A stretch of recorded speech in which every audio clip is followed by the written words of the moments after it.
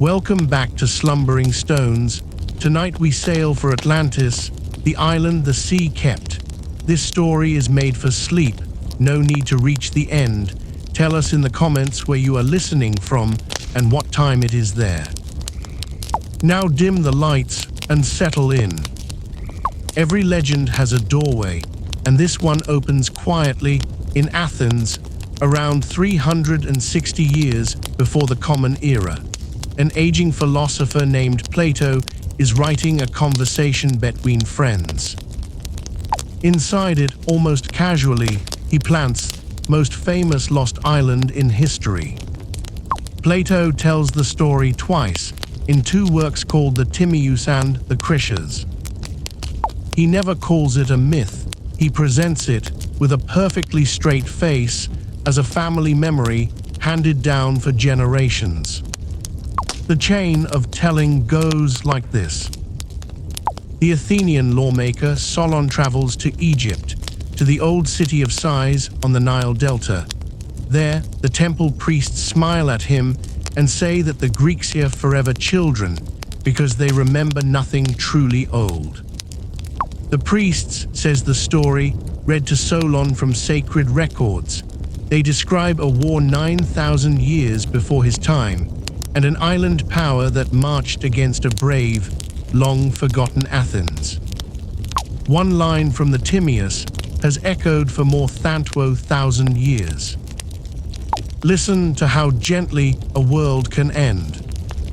So where was this island supposed to be? Plato is precise in the way dreams are precise.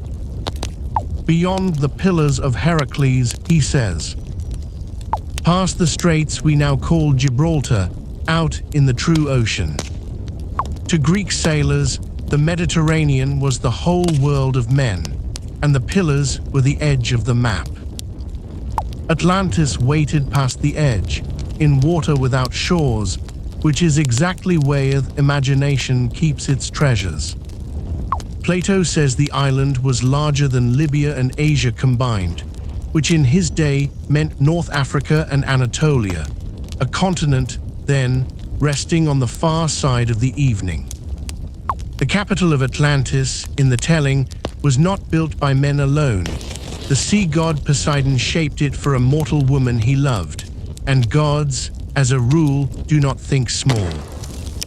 Around a low hill, Poseidon drew rings. 3 circles of water, 2 of land, nested like ripples frozen in place.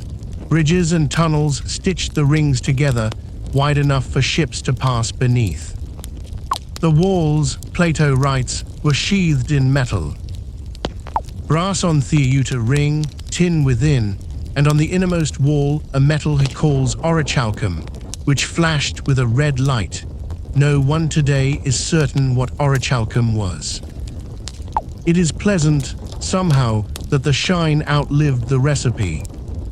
10 kings ruled 10 regions, all of them descended from Poseidon. Every few years they gathered, hunted a bull in the temple grounds, and renewed their oaths upon a pillar of law. For generations, says the story, they were wise and gentle, and unimpressed by their own gold. The Critias lingers over small comforts, the way memory does. 2 springs rose on the central hill, one warm and one cold, feeding baths for kings, for citizens, and even for the horses. There were groves of every scent, and a racecourse that ran the full circle of an island ring. The harbors, says the dialogue, were crowded day and night with merchants arriving from everywhere, and their voices, and every kind of noise. Even paradise, it seems, had trouble finding a parking place. Then came the war.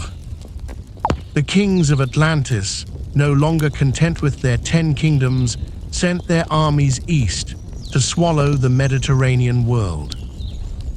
In the story, it is Athens, small and stubborn, that stands alone, and against all reasonable odds, turns the invasion back. But the divine blood thinned. Little by little, the kings began to admire themselves more than the law. Zeus watched the island's virtue dim and called the gods Toj to decide a fitting correction.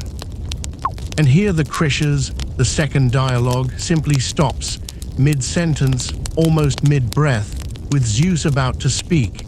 The ending survives only in the earlier summary, violent earthquakes. Floods. One terrible day and night. The sea closed over the rings, and the ocean beyond the Pillars became, in Plato's words, a shoal of impassable mud.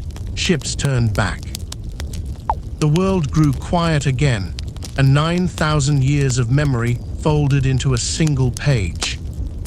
And now the honest chapter.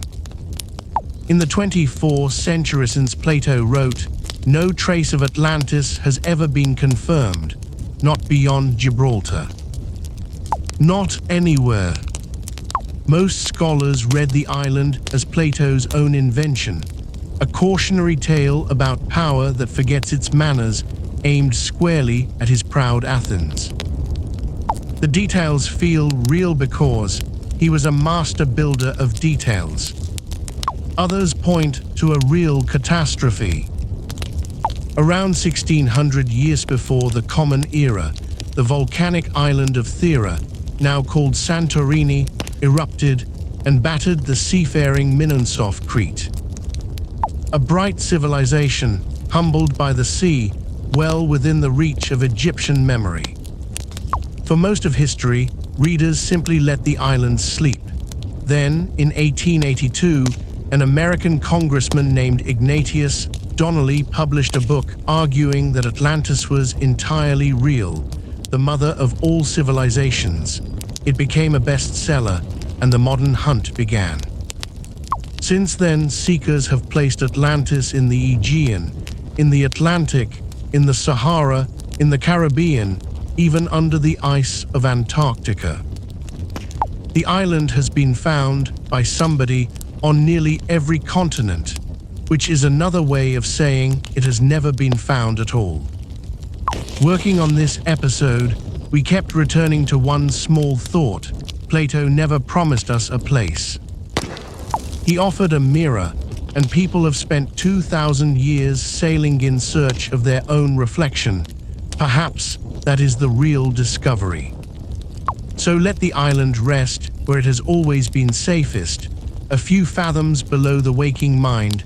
Some questions are not doors to be forced. They are lamps left burning in a window. The rings are quiet now, and the sea holds what it holds.